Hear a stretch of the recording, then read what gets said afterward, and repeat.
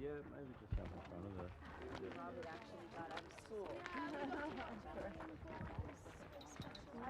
I was in the middle of school doing math sums and I get a phone call, you have to come over to Africa quickly. So we ran over and got to watch her being born.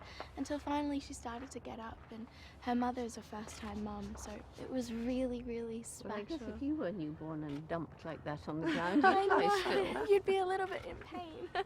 But she...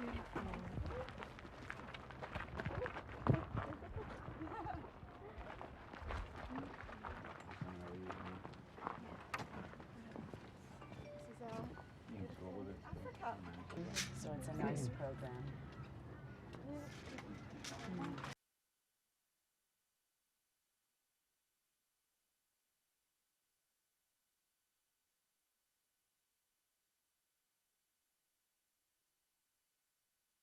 A men's group who are involved in helping men battle depression.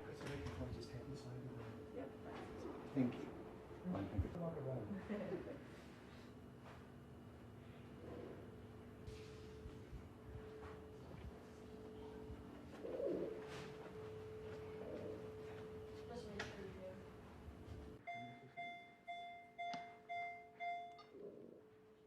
can be done with a surgical room, much like what you'd have in a human hospital, with complete. I do. How's Jack doing? Doing all right. Jack, meet Jane. Jack was hit by a car back in March, and he had a lot of internal damage, so we actually had to do surgery, and we actually had to remove his gallbladder because it was all damaged, which we didn't know if it was okay in a koala. I've never done it. Ends up it's okay. They don't need a gallbladder. That's handy. So, yeah, it's handy to know. Yeah, bladder. And when did you take it out? It was about a month ago. Yeah, but it's not going to cause problem. But he's gaining weight and he's doing great otherwise. So hopefully. So she practiced on a koala that had passed away, and then trialed it and was successful. So we're very proud of the work everyone does. That's great. He's so beautiful. It's very special, but a lot of people, I find, when people first meet a koala, they don't go into So he's gone back to the wild, but I do have my picture of him. days, weeks. They settle down, absolutely. And level of understanding that they're trying to get help really, really quickly. And some of the koalas, to the point... Do you want the koala the other way? Yeah, we can flip him off. Excellent. Thank you. Unfortunately, in Australia, as almost everywhere else, you know, wild animals are continually persecuted and their habitat is destroyed.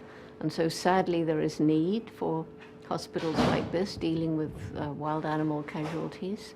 So it's wonderful that this hospital is here and dealing with so many animals each year who've encountered dogs or cars or habitat destruction, fire, I should imagine. And so, you know. And you spoke with Bindi earlier. Is there any advice that you'd like to give the younger conservationists that are coming through for the next generation?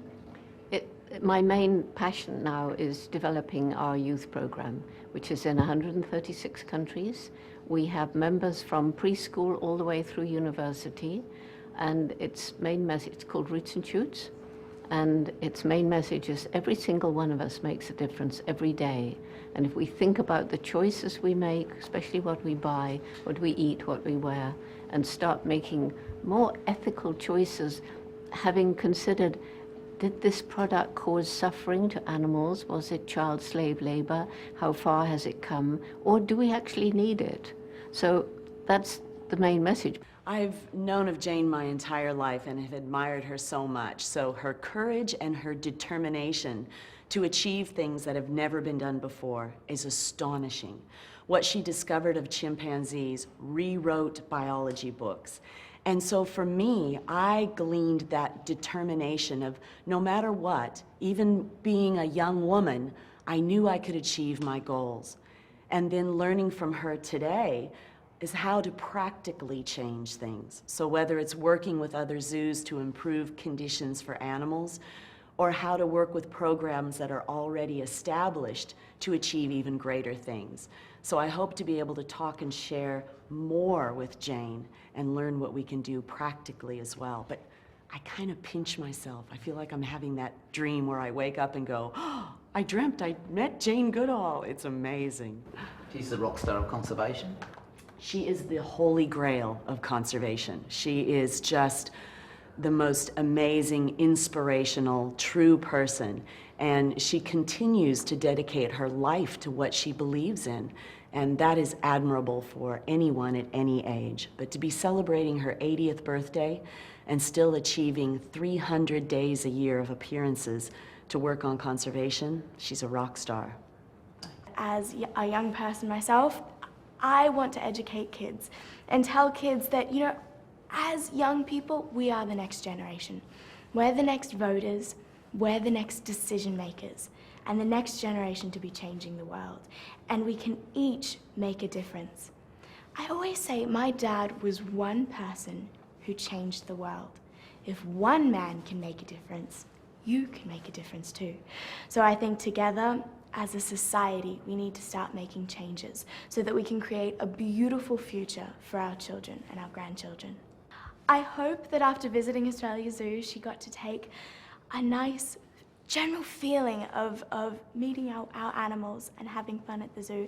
And I think that for us, we can learn from Jane Goodall. I think that it'll be fantastic to hear her ideas and hopefully better everything that we're doing here at Australia Zoo.